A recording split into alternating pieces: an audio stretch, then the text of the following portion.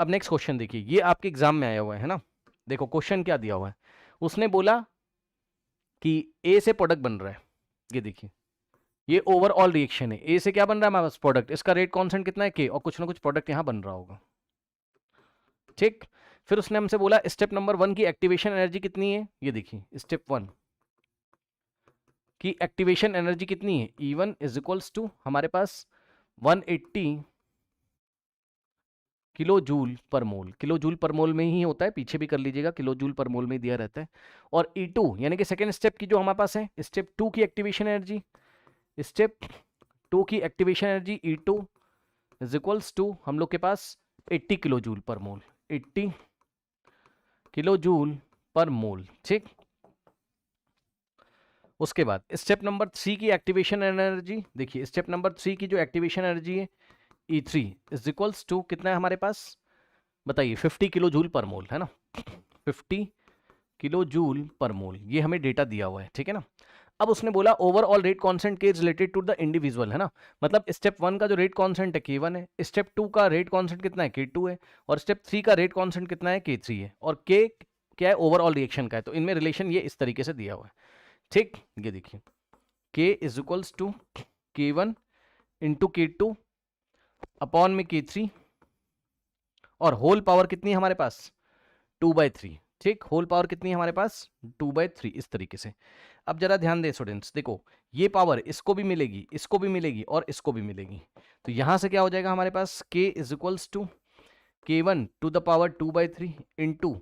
K2 to the power 2/3 और divided by K3 to the power 2/3। अब इसको उस पैटर्न में लिख लीजिए जो मैंने आपको बताया था, वो मैं नेक्स्ट पेज पे करके दिखा दे रहा हूं। देखिए क्या आ जाएगा, K इज इक्वल्स टू, ये देखिए K is equals to K1 to the power 2/3 into K2 to the power 2/3 into, अब ये K3 ऊपर जाएगा तो इसकी पावर जो 2/3 पॉजिटिव ये नेगेटिव हो जाएगी, तो K3 की पावर -2/3, है ना, क्या हो जाएगा, देखिए K3 की पावर -2/3, ठीक।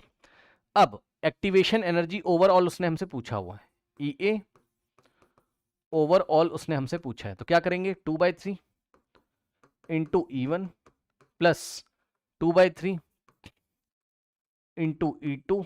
और प्लस में अब इसकी पावर कितनी माइनस, ये देखिए -2/3, तो क्या करेंगे -2/3 इंटू E3, करेक्ट, सॉल्व कर लेंगे, तो यहां से आएगा हमारे पास, देखिए 2/3 इंटू, अब E1 E2 E3 रखिए और सॉल्व करिए,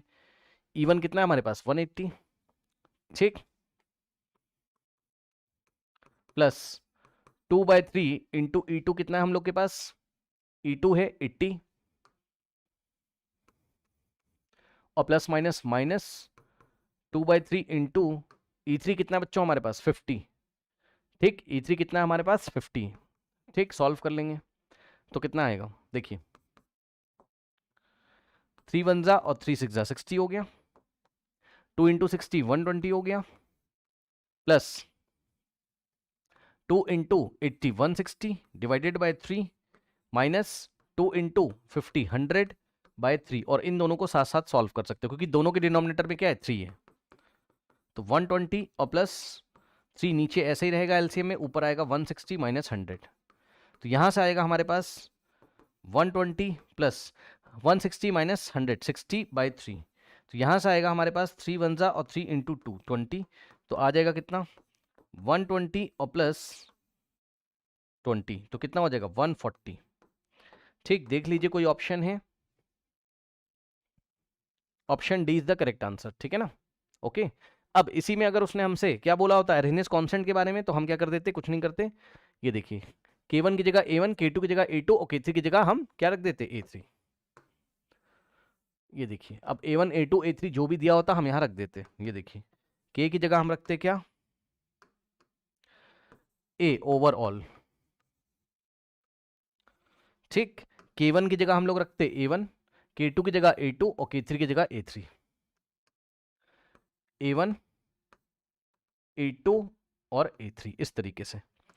अभी उसने हमसे आर्हेनियस कांस्टेंट पूछा नहीं है, बट इस तरीके से करते हैं।